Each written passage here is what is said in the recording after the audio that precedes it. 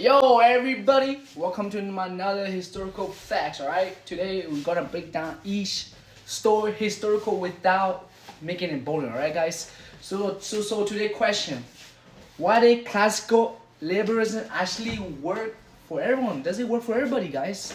Okay guys, let's break it down. Alright, so we have two guests here. They're going to help you understand the thought why is classical liberalism is bad and why we need classical liberal conservative in our society. You know what I'm saying, guys? So today guy known as the father of the classical conservatism. Okay guys, his name is Emmer Berg. Obviously. Okay, so who actually lived through industrial revolution, where work is unfair, right? A factory, and we also have a factory worker who would tell them the situation. All right guys, let's get into it.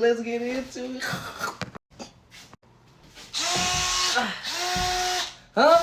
What do you say? Oh, I appreciate the question, man. Good thing people's brought it up, because working here is so unfair. I thank you for having me here. Look, people always say that industrial was amazing because factory were opening for everybody, but in reality, it's not. And yeah, I know there was like more job, but then here's the problem. All right, let me tell you. Okay. Those job was brutal. Right? And the people work crazy long hour. Factory wasn't safe. Even K were working because of the family need. Like meanwhile, factory owner, make it make a lot of money, and here we are working in poor condition, bad condition.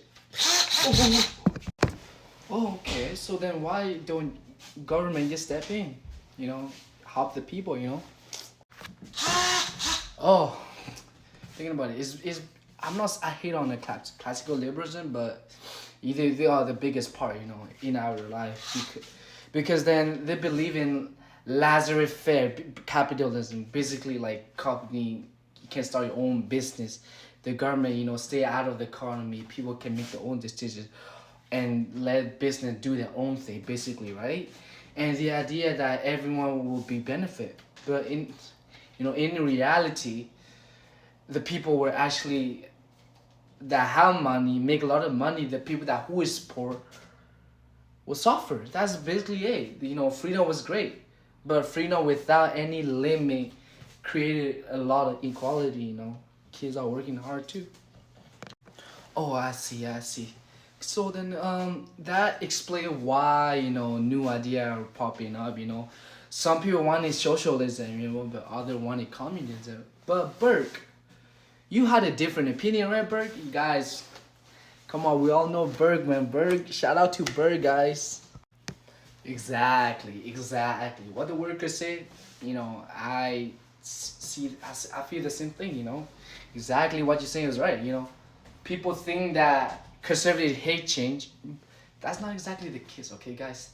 That's not entirely true. That's basically not true, guys. I wasn't against change. Think about it, guys. I was against a reckless change. A change without no thinking. Right? What I'm saying, guys? What's the difference? But can you elaborate? What's the difference? You know what I'm saying? Thank you for asking me that question. I'm happy to tell you. So think about it like this, okay? If your house has a cracked window, alright? You fix the window, you fix it, you don't destroy everything. You don't destroy everything, right? It's a cracked window. You don't bundle that entire house. You fix the window, alright? That's how I look at the society. Or for example, the house there's like a broken window. You're not gonna freaking destroy the whole house. You repair it, right? You repair it. That's how I see. If something needed improvement, right? Fix it carefully, steady and slowly. Don't destroy everything that was already working, and you just because you're excited for something new. You know what I'm saying? But so Berg, Where did the idea come from? Like, where do you get the idea from? You know, you mind telling us? Another great question from you. Thank you for asking me. Okay, so the biggest real reason was, you know, the French Revolution, right? The French Revolution. Everybody know about French Revolution, right? You know, people wanted like freedom. You know, freedom and equality. You know, that were good goal. I'm not against like freedom and equality. You know, but but think about it. You know, it's war, right? The like you know the revolution become violent. You know, thousands were executed. The country fell into a freaking chaos, and millions are dying. After watching that happen, you know, I believe rapid change could be more. You know, could be more dangerous than the original problem. Like, you know, rapid change, people dying. That is extremely radical, right?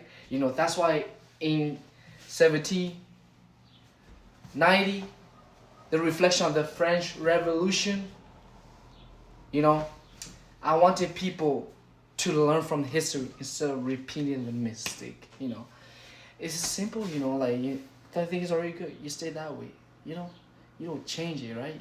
Change it slowly. Thing is better. It's better. Right? I'm saying. Well, so Berg, what is the main belief, you know, of the classical, you know, conservatism? You mind telling us that? Thank you, thank you. I would love to explain that. Simple. Respect tradition. You know, traditions that shape us who we are today. You know. Respect family. Family can guide us, right? Family is the most important in my life. Respect religion. Religion is one of the big things in my life too. And respect the law. Law that make us good. If we don't respect the law, you know where it's gonna go. You know what I'm saying? Learn from the history. You know, like French Revolution or other thing that you might know. And society isn't perfect. You know what I'm saying? But we can make it. You know, we can make it good. It doesn't always have to be good, perfect. You cannot make everything, you know, 100%. But what we can do is, you know, respect, you know, instead of, you know, destroy everything. Do it carefully, repair it, step by step. You know what I'm saying? That's you can make a society good, but you gotta think about other too. You know what I'm saying? You know what Burke would say was 100%. You know, honestly, I get that. You know, worker definitely need a better treatment. You know, and you know, but violent, you know, revolution wasn't the answer for everybody. You know, it create chaos. You know, people are dying. Most people, you know, people want to work for family. You know, they will just want to work, safer job, go home, repeat the same cycle again. You know, not a complete kill that change everything in one moment. You know what I'm saying? Wait, so Bert, did classical liberalism completely fail? Give us your opinion. No, it gave people freedom. You know, encourage business more. You know, grow more. I agree with that. You know, it helped economy expand, right? But it also create problem like a child labor, poor working condition, and the shoe gap between the rich and the poor. Classical conservatives believe that the problem should be fixed, just not you know violent and revolution. Okay, that's radical. We don't do that. We don't into that. Okay. So Bert, if I had some like you know some classical you know conservative in one sentence, right? Would it be don't hit the reset button, all right? Just because something is broken. Is that you know what I'm saying? Exactly. We respect the past, respect the present, fix the present, protect the generation in the future. What I learned from Berger was great, you know. So here's the answer to our chapter question. To what extent did classical liberalism met the need of society? It helped create freedom of the economy growth. But it didn't protect everyone, you know. As inequality grew during the Industrial Revolution, new ideology appeared. Classical conservatism led by Edinburgh believed societies should solve problems through gradual change, reform instead of radical change. Alright guys? And there's hope was to keep this stable to make life better ever